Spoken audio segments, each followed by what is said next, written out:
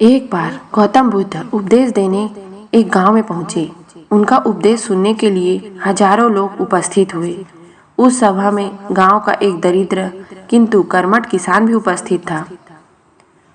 बुद्ध का उपदेश सुनने की उसकी बड़ी इच्छा थी, किंतु दुर्भाग्यवश उसका एक बैल खो गया।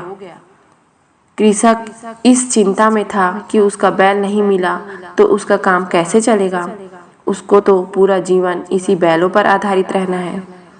वह धर्म संकट में था कि गुमा हुआ बैल ढूंढे या बुद्ध जी का धर्म उपदेश सुने। आखिरकार उसने बैल को ढूंढने का निश्चय किया और वह वहां से निकल गया। कृषक के अथक प्रयास से शाम तक उसे बैल मिल गया। दिन भर का थका हुआ भूखा प्यासा कृषक इसके बाद सीधे प्रवचन स्थल पर पहुंचा। उसने बुद्ध देव को प्रणाम किया। बुद्ध देव ने पहले उसके थके मांदे चेहरे को निहारा और भिक्षुओं से कहा कि उसे भोजन करवाओ।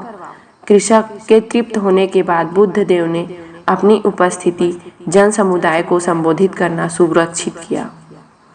कृषक ने एकाग्र होकर उपदेश सुना। उसके चले जाने के बाद बुद्ध देव ने अपने शिष्यों में कानाफूसी सुनी कि उस कृषक ने बुद्ध देव ने विलंब किया। बुद्ध देव तब शांत स्वर में बोले, भिक्षुगण, उस कृषक को मेरा उपदेश सुनने की बड़ी इच्छा थी, लेकिन उसके बैल गुम हो गए थे। इससे उसके कार्यों में बाधा आ सकती थी, उसका जीवन निर्वाह नहीं हो सकता था।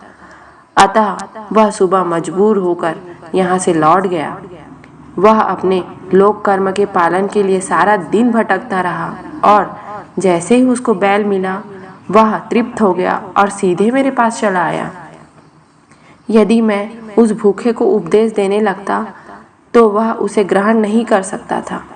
याद रखो, क्षुधा में समान कोई भी सांसारिक व्याधि नहीं है।